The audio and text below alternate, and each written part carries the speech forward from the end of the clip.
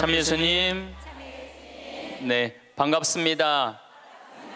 네, 아마 제 생각에는 아이를 거의 낳지 않을 거예요. 2040년이 되면은 아이들을 안 낳아요. 왜 아이들을 안 낳느냐면 지금 대한민국의 애들 고통스러워요, 안 고통스러워요? 공부하느냐고 고통스럽죠? 경쟁하느냐고 고통스럽죠? 그러니까 애들을 세계에서 가장 애를 안 놓는 나라에 이유가 있는 거예요. 애들이 고통스러우니까 너무너무 고통을 겪으니까, 또 지금 애를 안 낳는 30대 40대들은 자기네들이 그렇게 고생을 했으니까 내 자식이 이 세상에 태어나갖고 그 경쟁 속에 애를 키우고 싶지 않은 거예요. 그래서 애를 안 낳는 거예요. 2030년 40년. 그러니까 지금 여러분들은 자식이라도 낳고 자식한테 투자라도 하지만은 2030년 40년 되면 아예 자식을 안 낳을 거라는 얘기예요. 지금 대한민국은 저출산 때문에 이 민족이요, 애를 안 낳으면 민족이 사라지게 돼 있어요. 그러니까 이 대한민국의 존재 자체가 걸려 있는 거예요. 이거 정말 보통 심각한 문제가 아니에요. 그러니까 애를 많이 낳는 유일한 방법은 국가에서 대학까지 등록금을 대주는 거예요. 국가에서 대학까지. 아니 근데 이게 불가능한 얘기가 아니고 유럽은 대학까지 다 국가에서 등록금을 내줘요. 심지어는 박사학위까지 내주는 나라들도 있어요. 국가가 책임지면은, 여러분들 국가가 등록금 다 대주면은 여러분들은 훨씬 짐이 가볍죠. 그리고 노후 대책도 준비할 수 있고 국가가 다 대주니까. 또 애를 많이 낳게 하려면은 국가가 뭐도 해야 되느냐면은 할머니 할아버지들한테 연금도 다 보줘야 돼. 연금도 지금 20만 원 40만 원 주잖아요. 그거 80만 원 90만 원까지 올려야 돼. 80만 원 90만 원까지 올릴 수 있어요. 여기 그러니까 내가 답답하다는 거예요. 그걸 어떻게 주느냐고. 우리나라 경제 규모에 있는 나라들은 다 80만 원 90만 원 줘요. 지금 다른 나라들은 80만 원 90만 원 다 줘요. 누구한테 돈 뺏어서? 기업하는 사람들한테, 돈 많은 사람들한테 뺏어서 국민들한테 주는 거예요. 그래야지 국가가 살아나는 거예요. 얼마 전에 그 하와이에서 우리 할머니들 25분이 평창으로 1박 2일 피정으로 왔어요. 피정하고 그 다음에 어디로 가? 제주도로 가서 전주로 갔다가 서울 가서 다시 하와이로 간대요. 그러면은 그 할머니들이 그렇게 비행기 값 내고 그렇게 뭐 일주일, 2주일 한국에 여행 오는 이유가 뭐냐면, 하와이는 다른 미국보다, 하와이하고 알래스카는 연금을 많이 줘요. 거의 90만 원, 100만 원, 뭐 110만 원까지 준다고 그러는 것 같아요, 하와이는. 근데 이 할머니들이 돈을 안 쓰고 가만히 있어갖고 통장에 3만 달러가 넘잖아요. 그러면 다음에 연금을 줄여요.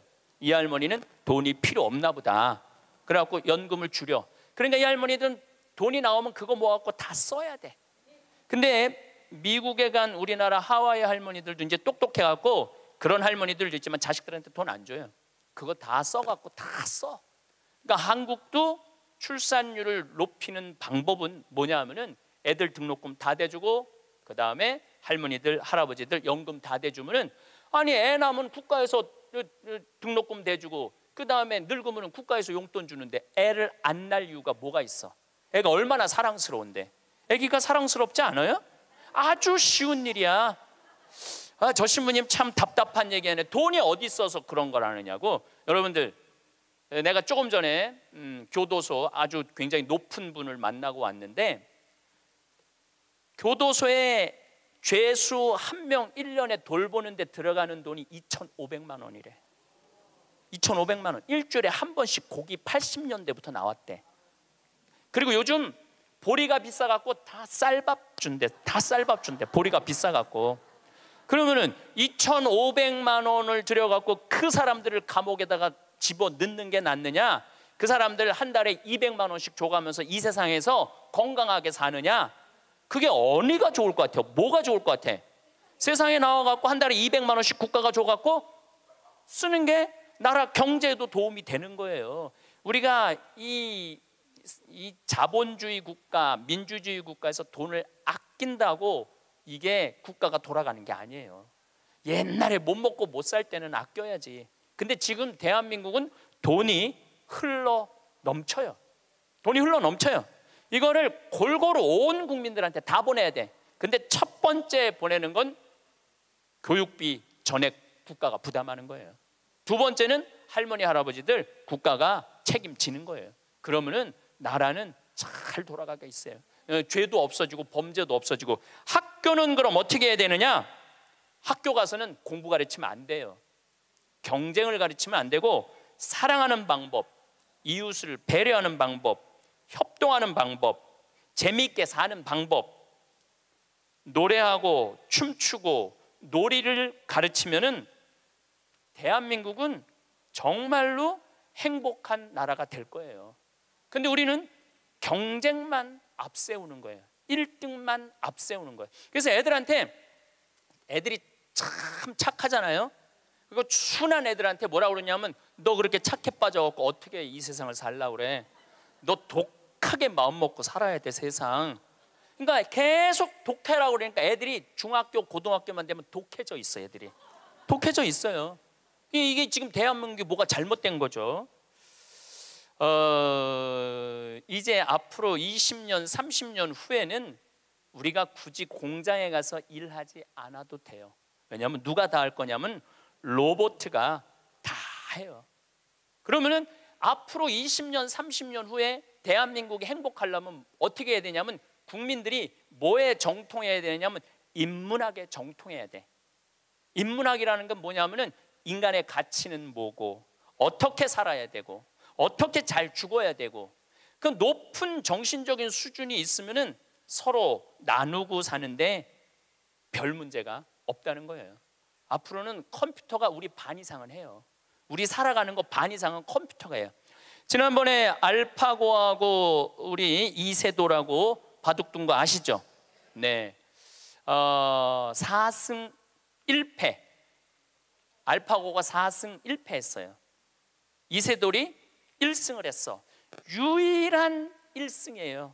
커제는 세계 바둑 1위 커제는 3전 3패. 근데 놀라운 건 알파고가 뭐라고 그랬냐면, 인공지능 컴퓨터 얘기하는 거예요. 뭐라고 그랬냐면, 이제는 인간하고 더 이상 바둑은 두지 않는다.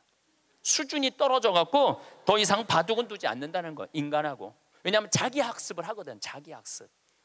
여러분들 요즘 로보 어드바이저라고 있어요. 로보 어드바이저. 이게 뭐냐면은 주식 투자할 때 이 로보 어드바이저한테 내 거 좀 투자 좀 해달라고 그러면 얘가 투자하는 거야. 근데 이 로보 어드바이저가 투자를 하면은 평균 수익률이 3에서 5%래요. 거의 돈을 날리는 경우는 없대. 그러니까 사람이 분석하는 것보다 누가 분석하는 게 커? 로봇가 분석하는 게 큰 거예요.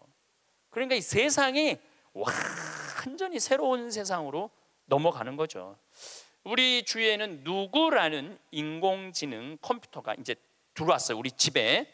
누구라는, 얘가 뭐를 하느냐면 영화도 보여주고 음악도 틀어주고 에어컨도 틀어주고 은행 업무도 봐줘요. 기가 막힌 거예요. 대화도 해주고 주인님 일어나시라고 그러고. 그러니까 이제는 앞으로는 제가 보기엔 2040년에 가면은 결혼도 하지 않을 거예요. 결혼도. 아이를 안 낳는 게 문제가 아니라 아예 결혼을 하지 않을 거예요. 미국에서는 이제 2040년에 뭐가 나왔느냐면 성생활하는 로봇가 나왔어요. 2009년에 라스베가스에서 로봇 전시회를 했는데 록시라는 여자 컴퓨터가 나왔어요. 근데 키가 1m 70, 몸무게가 54kg. 그리고 이 고무 합성 재질로 해갖고 만지면은 여자 피부 만지는 기분이 들어요. 근데 문제는 얘는 오르가즘도 느끼는 거예요. 그러니까 굳이 이제 결혼 안 해도 돼. 아니 왜 굳이 머리 복잡한 여자하고 살아? 아니 같이 잠자리도 해주는 로봇 록시가 나왔는데, 근데 이게 가격이 얼마냐면 1,000만 원이야. 1,000만 원. 근데 앞으로 싸기도 싸죠. 싸요. 그런데 지금 2009년에 이 전시회가 시작이 됐는데 제가 보기엔 2030년, 40년 되면은 거의 아내 역할까지 해주는 로봇가 나올 거예요. 그리고 성격도 고를 수 있대. 까칠한 여자를 고르고 싶으면 까칠한 여자를 고르고, 부드러운 여자를 고르면 부드러운 여자를 고르고. 근데 일본에서 2015년에 무슨 로봇가 나왔느냐면 아즈마 히카리라는 로봇가 나왔어요. 아즈마는 일본어로 나를 맞아주는 아내라는 로봇이야. 나를 맞아주는 아내야. 근데 놀라운 거는 이 아즈마는 취미는 애니메이션 감상이고 특기는 계란 후라이 만들기예요. 좋아하는 음식은 도너츠예요. 벌레를 매우 두려워하지만 열심히 일하는 사람을 위해서는 무엇이든지 도와주는 영웅의 여자야. 이 여자는 아침에 여보 일어나요, 출근해야죠. 남편을 깨워요. 그리고 남편이 저녁에 나 몇 시에 퇴근할 거야. 그럼 날이 더우면 에어컨을 틀어놔요. 목욕물도 데워놔요. 이 로봇은 당연히 성생활도 같이 해주는 로봇이죠.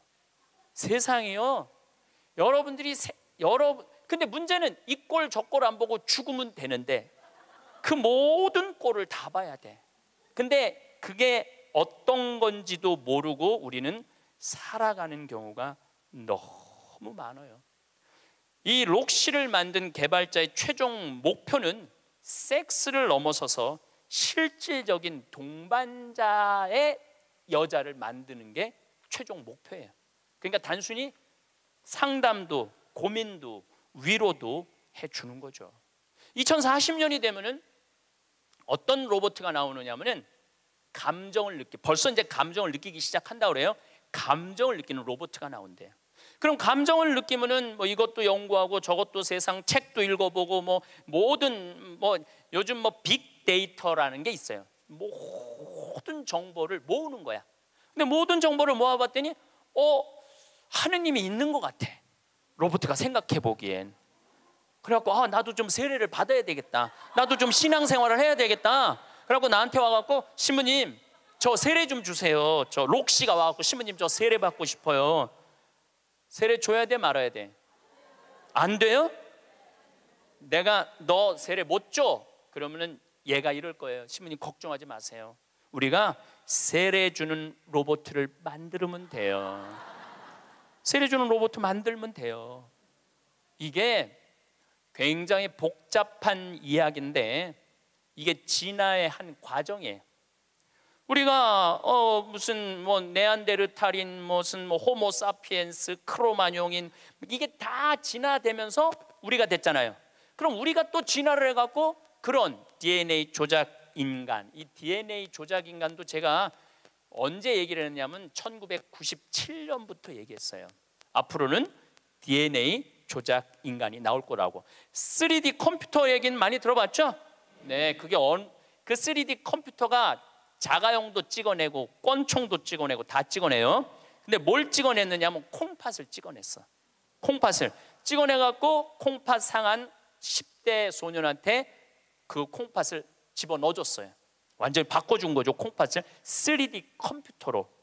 근데 걔는 지금 거의 20살이 됐는데 레슬링 선수가 돼 있어요. 그 옛날에 장기 바꾼다 막 그랬잖아요. 그게 이제 벌써 우리 앞에 와 있는 거죠. 저출산 문제를 해결하기 위한 방안은 여러 가지가 있을 것인데요. 먼저 출산 및 양육 수당을 증대시켜 가정의 경제적 부담을 줄여주고 세금 감면 혜택을 통해 가정의 재정적 안정성을 높여야 할 것입니다. 또한 신혼부부와 청년을 위한 저렴한 주택 공급을 확대해 나가며 주택 구매 및 임대에 대한 금융 지원 프로그램을 운영하면 좋을 것입니다. 유연근무제 도입 및 육아휴직 제도를 강화하고 직장 내 어린이집 설치를 장려하여 부모가 일과 육아를 병행할 수 있도록 해주면 좋을 것입니다. 어린이집과 유치원의 수를 늘리고 질 높은 보육 서비스를 제공해주면서 방과 후 프로그램 및 저녁, 돌봄 서비스를 확대해 나가고 출산과 육아에 대한 긍정적인 사회적 인식을 확산시키기 위한 캠페인을 진행하여야 할 것입니다. 성평등 교육을 통해 남녀가 함께 육아에 참여하도록 장려해 나가야 하며 비혼, 부모 및 다양한 가족 형태에 대한 법적 지원 및 정책 마련을 통해 포괄적인 지원 체계를 구축해 나가야 할 것입니다. 이러한 방안들이 통합적으로 시행될 때 저출산 문제를 효과적으로 해결할 수 있을 것입니다. 또 앞으로의 미래를 극복하기 위해서는 여러 가지 전략과 접근이 필요합니다. 주요 방안은 다음과 같습니다. 환경 보호와 경제 성장을 조화롭게 이루기 위해 지속 가능한 에너지 자원 관리 및 생태계 보호를 강화해야 할 것이며, 인공지능, 빅데이터, 바이오 기술 등 새로운 기술을 적극적으로 활용하여 생산성과 효율성을 높이고 산업 구조를 혁신해야 합니다. 미래 사회에 필요한 기술과 역량을 갖춘 인재를 양성하기 위해 교육 시스템을 개선하고 평생 학습을 장려해야 합니다. 경제적, 사회적 불평등을 줄이기 위해 포용적인 정책을 추진하고 취약계층에 대한 지원을 강화하고 기후변화, 전염병 등 글로벌 문제를 해결하기 위해 국제사회와의 협력을 강화하고 공동 대응 체계를 마련해야 합니다. 이런 다양한 노력을 통해 미래에 대한 도전 과제를 극복하고 보다 나은 사회를 만들어 나갈 수 있습니다.